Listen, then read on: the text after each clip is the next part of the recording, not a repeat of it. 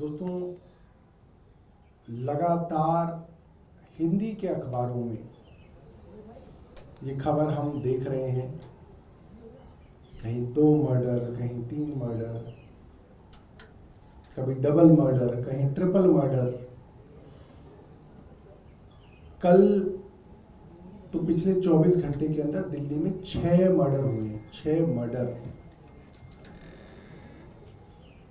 6 murder देश की राजधानी में हो रहे हैं और दिन दहाड़े हो रहे हैं। ऐसा नहीं कि कहीं पे छुप के कोई मर्डर हो गया, किसी के घर घुस के किसी ने गोली मार के भाग गया। ना, बीच चौराहे पे, मेन रोड पे दिन दहाड़े मर्डर हो रहे हैं और निर्मम हत्याएं हो रही हैं।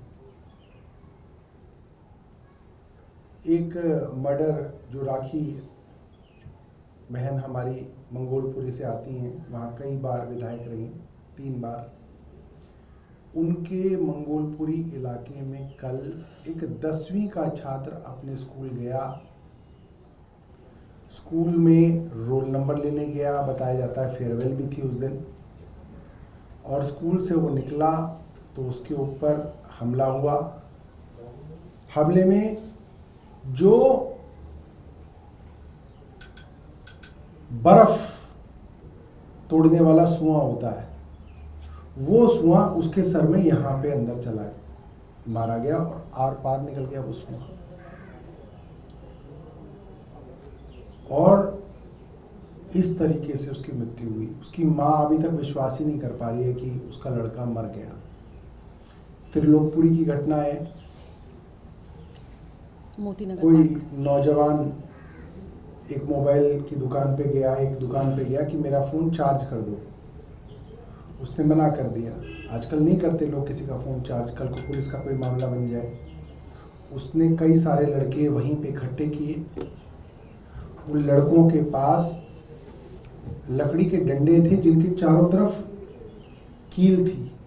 ऐसे हथियार थे उनके पास, जो आप कहीं फिल्मों में देखा करते थे कि लकड़ी के डंडे जिनमें चारों तरफ नुकीली कील, और उससे मार मार के उस दुकानदार को दुकान से बाहर निकाल के दुकान के सामने बीच बाजार में मार मार के उसकी हत्या कर दी। मोती नगर में बता रही है 2 हत्याएं, 1.5 घंटे के अंतराल में 2 हत्याएं मोती नगर में हुई। और ऐसा लग रहा है जैसे सरकार को कोई फर्क ही नहीं पड़ता। गृह मंत्री का पता चलता है साहब अब वो नागालैंड में चले गए, अब वो जो है बंगाल में चले गए, वो प्रचार मंत्री बने हुए हैं। वो गृह मंत्री हैं देश के। भाई, आप देश के गृह मंत्री हैं, आपके अधीन पूरी देश की इंटरनल सिक्योरिटी है पहले तो, और दिल्ली की तो खास तौर पे आपके पास है, क्योंकि दिल्ली पुलिस के ऊपर जो है आप कब्जा जमा के बैठे हैं। आपने जबरदस्ती उस पर कब्जा जमाया हुआ कि साहब हम ही संभालेंगे। तो जो आम नागरिक है दिल्ली का, वो जाए कहां?